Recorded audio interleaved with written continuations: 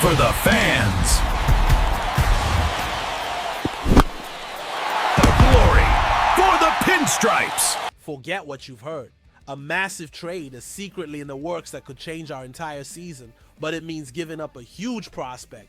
I've got the names and the real story. Subscribe and hit the bell immediately. You won't find this breakdown anywhere else. What's up, Yankee Nation? Welcome to the channel. You know how we do it here, straight to the point, no fluff. Just the info that really matters to anyone who lives and breathes New York Yankees. Today, the conversation is serious. We just had a tough series against the Red Sox, and the frustration is real, I get it. But, as always, we're going to break down the facts, understand what's happening behind the scenes, and look to the future, because that's what we do. I've got some inside scoop on our captain, Aaron Judge's performance, and a potential trade that might be cooking with an old friend of ours, the Miami Marlins. So get comfortable, grab a drink, and let's take a deep dive into the world of the Bronx Bombers. Let's start with the elephant in the room, the sweep we suffered at the hands of the Boston Red Sox. It was painful, no doubt about it. Losing to our biggest rival under any circumstances is already a bitter pill to swallow. Now getting swept, especially with how the team had been playing, raises a red flag. And at the center of this discussion, unfortunately, is our captain, Aaron Judge. In the series finale, a 2-0 loss that sealed the sweep, Judge had a night to forget. He went 0 for 4 at the plate with 3 strikeouts. The most critical moment came in the 8th inning. We had runners on first and second, only 1 out, and a chance to turn the game around, but Judge grounded into a double play that pretty much crushed our hopes. It was a gut punch for all of us. After the game, with his trademark honesty, he didn't hide and pointed out the reason for his struggles. Not just in that game, but in the series as a whole. You gotta swing at strikes, Judge said, direct and self-critical. It usually helps any hitter out when you swing at strikes. That statement, while simple, says a lot about the pressure and the approach that he, and by extension, the whole team, had against Boston's pitchers. It's important to point out that Judge's struggles against the Red Sox aren't a constant thing. I remember the last series we played in New York vividly, where even though we lost the series 2-1, Judge had brilliant performances with 2 3-hit games. He has the ability to dominate any pitching staff in the league. This time, however, something was off. He and the rest of the lineup seemed out of sync, anxious at the plate. Judge himself commented on this collective eagerness. You make some pushes to make something happen instead of kind of laying off if they want to give you that. The translation is clear. The team tried to force plays to be aggressive on pitches that maybe weren't the right ones, and the strategy backfired. The result was a pathetic offensive output in the final game, with just 5 hits for the entire team. It's the kind of game that leaves us scratching our heads, wondering what went wrong. Manager Aaron Boone, trying to keep his cool, also analyzed our captain's performance. They pitched him tough, Boone stated. He had a hard-hit ball that got extra innings the first night. That's baseball. That's why guys don't hit 450 with 900 home runs. You're gonna have a weekend where they execute and they get you. Hitting's hard. It's hard to be perfect. And he's right. Baseball is a game of adjustments, and sometimes the other guy just gets the better of you. The important thing is how you react to that adversity. The team, despite the loss, showed they're focused on not letting one bad series define their season. They understand that the championship is a marathon, not a 100-yard dash. But for us fans, the concern is inevitable. Seeing our main player and offensive leader go through a slump, especially against our biggest rival, makes us anxious. The big question is, was this a fluke or a sign that opponents have found a way to neutralize Aaron Judge? The answer to that question could define the success of our campaign.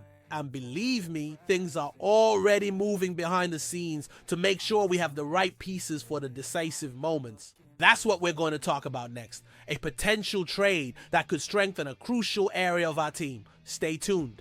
Alright, let's shift gears and talk about the future, about strategy, and about how Brian Cashman and the front office are working to beef up this roster for the World Series run. And a partnership that could be rekindled involves a team we know well.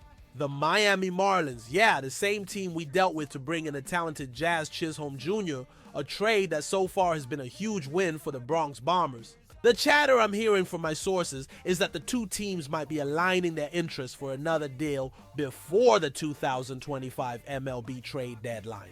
The Yankees' need is clear.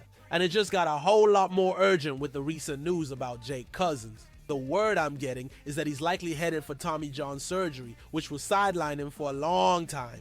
That blows a significant hole in our bullpen, an area that was already on the to-do list.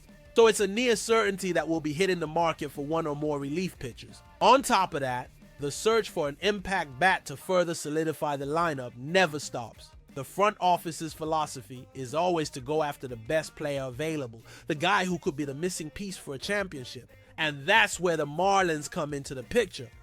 The team from Florida is in a rebuilding phase and has pieces in their bullpen that could be very interesting to the Yankees. Names like Anthony Bender and Ronnie Henriquez are pitchers with upside who could fit nicely into our relief corps. Bender, when he's healthy, has a nasty slider, and Henriquez has a live fastball that could be a weapon in high leverage situations. In return, what would Miami be looking for in a trade with us? According to Matthew Schmidt, an analyst who covers the Marlins closely for Sports Illustrated, there's a specific name in our farm system that has caught the eye of the Miami front office: outfielder Everson Pereira. Schmidt's analysis is on the money and makes perfect strategic sense. The problem for the Yankees is that there's really no room for Pereira, he writes. Yeah, their outfield is crowded, and they already have a pretty congested rotation of designated hitters, especially with Giancarlo Stanton on the verge of returning. Plus, with the way Spencer Jones has been raking in Double-A, there's not really a reason to keep both young outfielders for the long term. That analysis is surgical. Pereira is having a monster season in Triple-A with an .850 OPS and 10 home runs in 40 games. He's got pop, he's got speed, and he has the potential to be an impact player in the bigs. The problem, as Schmidt pointed out, is the logjam on the major league roster. Our outfield already features Aaron Judge, Juan Soto, and Alex Verdugo, with Trent Grisham as a defensive option. With Giancarlo Stanton's impending return, the DH spot is also about to get crowded. Keeping a talent like Pereira stuck in the minors isn't ideal for the player or the organization.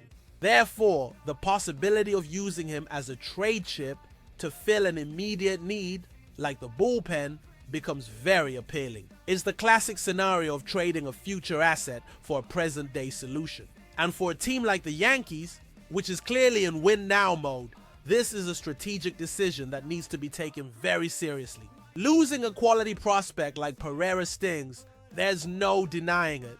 But the chance to add one or two reliable arms to the bullpen for the stretch run, and most importantly for the postseason, could be the difference between celebrating a title or lamenting another early exit. The Yankees front office has a history of making bold and often correct decisions in these types of situations. I believe the conversations with the Marlins and possibly other teams will intensify in the coming weeks. Expect to see Brian Cashman be aggressive on the market. He knows the window to win with this group is now, and he won't spare any effort to put the best possible team on the field. The trade for Juan Soto earlier in the season was already a clear sign of that mentality. Now the focus shifts to the bullpen. The potential trade with the Marlins involving Everson Pereira is, in my opinion, a perfect scenario for both teams and a move that I'll be watching very, very closely. And you, the fans, what do you think about this? Would you sacrifice a young talent for immediate help? The floor is open. Let's dig deeper and connect the dots. The fragility we showed against the Red Sox, especially on offense, and the looming need to reinforce the bullpen create a scenario where front office action becomes not just an option, but an obligation. The Major League Baseball season is a grind. Teams with championship aspirations need to have depth, and Jake Cousins' injury is a stark reminder of that reality. It's not just about finding a replacement, it's about adding quality and reliability to a group that will be tested to its limits in September and, if all goes well, in October. The proposed trade with the Marlins centered on Everson Pereira is fascinating because it solves problems for both sides so efficiently. For Miami, getting a young, controllable outfielder with Pereira's offensive ceiling would be a massive win for their rebuilding process. He could become a cornerstone of their lineup for years to come. For the Yankees, the logic is just as powerful. We have an embarrassment of riches in the outfield, both on the big league roster and in the minors with Spencer Jones coming up strong. That depth gives us the luxury of being able to trade a high-level prospect like Pereira without gutting our future. It's a position of strength that Brian Cashman has expertly built. The core question for us, the fans, is the risk versus reward calculation. The risk is that Pereira goes on to become an all-star on another team, a player will regret trading.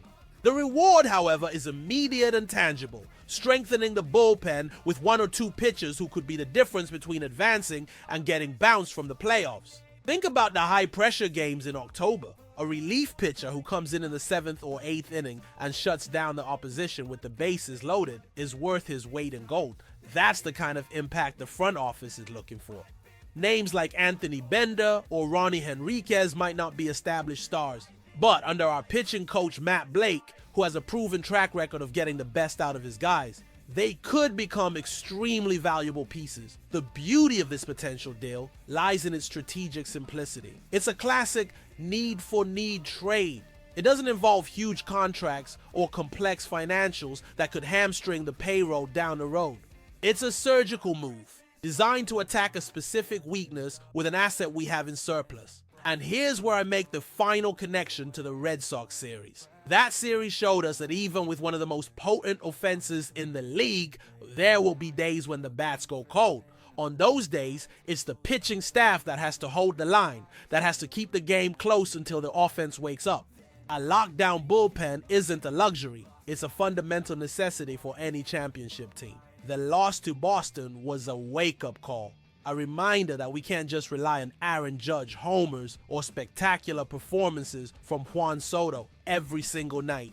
We need to be a complete team, solid in all phases of the game. And that's why I firmly believe that the trade with the Marlins or a similar deal is going to happen. Brian Cashman is a proactive GM, not a reactive one. He's not going to wait for a losing streak to make a move. He's on the phone already. He's scouting the options. He's planning the next steps. The loss to our biggest rival may have been bitter, but it might just have been the catalyst for the move that puts us on the right path to championship number 28. And now I want to hear from you. How do you see this situation? Is Aaron Judge's performance against the Red Sox a major concern or just a blip in a long season? And what about the potential trade with the Marlins? Would you trade Everson Pereira for bullpen help? What's your take on the front office's strategy? Drop your comments below. Let's debate. Let's analyze the paths forward for our New York Yankees together. Every single one of your opinions is crucial to our community.